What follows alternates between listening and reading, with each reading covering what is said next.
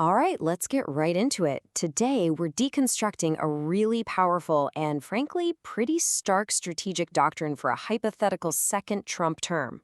This all comes from a Substack article, and we're going to unpack the potent metaphors and the step-by-step plan it describes for, well, fundamentally remaking the state. And yeah, right from the start, the source material pulls no punches. This one quote sets the entire tone.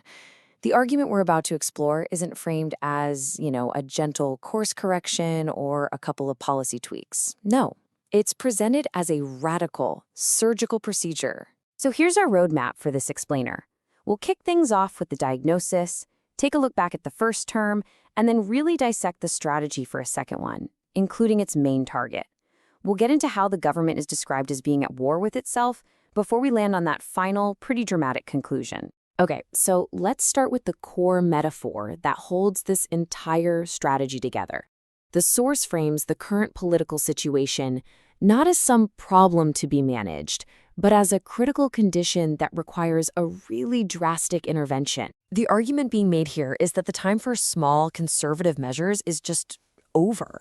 A potential second term is framed as that exact moment of decision, when you stop trying to treat the symptoms and you decide you have to cut out the disease itself. Now, to really get the logic behind this proposed surgery, the author first has to give a diagnosis of what went wrong the first time around. And the first term is presented not as a success, but as a failed treatment that actually made the underlying condition worse. The imagery in this quote is pretty vivid. The source argues the first term was disruptive, it was loud, it was chaotic, kicking over tables, but it didn't fundamentally change the power structure. It left the choir, as they put it, completely untouched. And here you can really see the proposed shift in strategy. The first term is framed as all improv and chaos. The second is seen as methodical and destructive. The goal isn't just to make noise anymore, it's to make sure, quote, the desks are empty. So the author presents this kind of fool me once theory. The first try was a revolution, tons of energy, but no real plan to hold the territory. The second is envisioned as an occupation, a deliberate, systematic effort to actually control the machinery of government. So what does this occupation actually look like?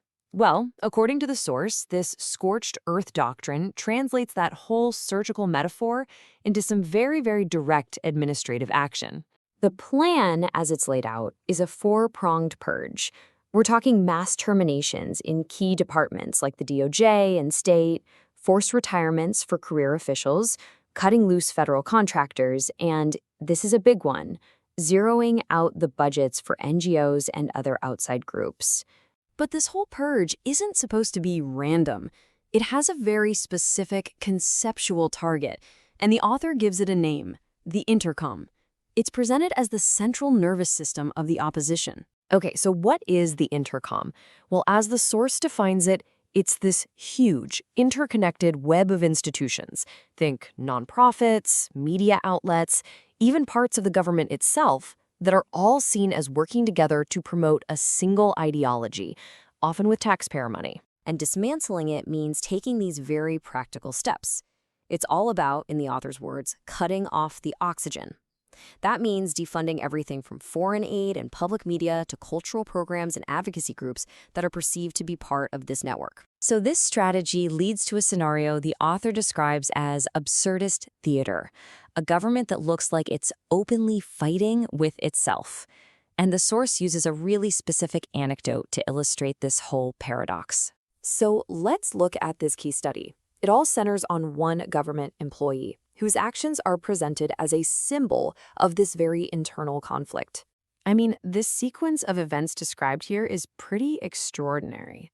You have a DOJ lawyer protesting his own administration, confronting federal agents, and then being charged and fired by the very department that employs him. It's literally the state acting against itself. And this quote it captures the essence of it perfectly. The Ouroboros, right? That ancient symbol of a snake eating its own tail.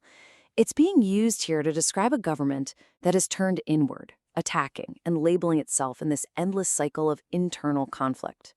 So, what's the justification for a purge like this? Well, from the perspective laid out in the article, individuals like Sean Dunn aren't seen as dissenters. They're seen as moles, agents working inside the government to subvert it from within. And all of this brings us full circle, right back to that initial, stark medical metaphor, and the ultimate reason for such a radical approach. After laying out the diagnosis, the failed first attempt, and the scorched earth tactics, the source gets to the final question: why? Why go to such extremes? What's the end goal here? The answer provided is unflinching. The whole procedure is described as surgery with no anesthesia. The justification is all about speed and decisiveness, to perform the amputation so quickly that the system just doesn't have time to react. And what's really essential to understand is that, from the viewpoint being described, this isn't some new war. It's framed simply as finishing a job that was started but left undone during the first term. And this right here reveals the direct line of causation in the argument. The failure to be decisive in the first term, the author argues, is what allowed the rot to spread, to metastasize. And that's why this radical amputation is now presented as the only option left. And so this explainer leaves us with a final, really provocative question. This entire doctrine is focused on the act of removal, of cutting something out, and it forces us to consider the aftermath. After the surgery is done, what comes next? What's built in the space that's been cleared?